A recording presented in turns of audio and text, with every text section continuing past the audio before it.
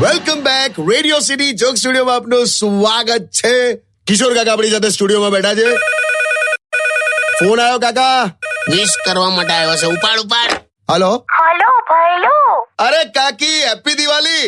Same to you બકા. છે પેલા છે ત્યાં? હા હું છે. અરે સાંભળો, હું છે ને હમણાં નીકળું છું બહાર. કઈ જાય છે? મારી ફ્રેન્ડ કરીને સંગીતા, હા, એને છે ને મારે કઈક અપાવવું છે યાર. હું અપાઈશ તું એને. એટલે એકચ્યુઅલી છે ને હમણાં અમે 2 જણ વચ્ચે ગયા હતા ને, હું ને સંગીતા, તો અમે સમોસા ખાતા હતા ને, તો પૈસા આપતી વખતે સંગીતાએ મને આગ્રહ કર્યો કે ના હું આપી દઉં એમ. હા તેવું હવે મારે પણ કરવું છે.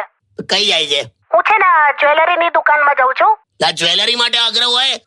કાકા એ હેલો, હા. નાસ્તાની લારીએ હોય કે ચલો હું આપી દઉં પણ જ્વેલરી માટે ના હોય એવું. અરે કરવા દો ને મને. અરે યાર, આ તને વ્યવહાર ખબર જ નથી પડતી યાર. ચલો એ બધું છોડો, તમે મને કહો કે મને શું આપું. મને શું પૂછે છે? આમ છે ને આમ યાદ રાખે ને એવું મારે કે આમ એને તોડી નાખે એવું આપવું છે. તોડી નાખ ભાઈબંધી તોડી નાખ. ચૂપ રહો, બોલો ને. એ શું રિંગ આપી દે. હવે જ્વેલરીના શોરૂમમાં જાય છે તો રિંગ આપી દે. રિંગ ના, મારે એને કઈ મોટું આપવું છે. તો ટ્રકનું ટાયર આપલી તો છે ને યાર. બેન ના અપાય. હેલો સાંભળ, જો હું એમ કઉ છું. હેલો મેલ દીધો ને? હા, મૂકી દીધો.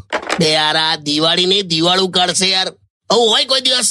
અને તું જોજે પાછી આવશે ને તો એને સંતોષ તો નહીં જોયા. કંઈક ને કંઈક ઓછું જ પડશે એને. આમની સામે તો તું ડોકું કપાઈ દે ને, ડોકું, તોય શું કે ખબર? હા યાર, તમે સરખું નથી કપાયું, સહેજ હજુ નીચેથી કપાયું હોત ને. શું કરવાનું યાર? only on Radio City.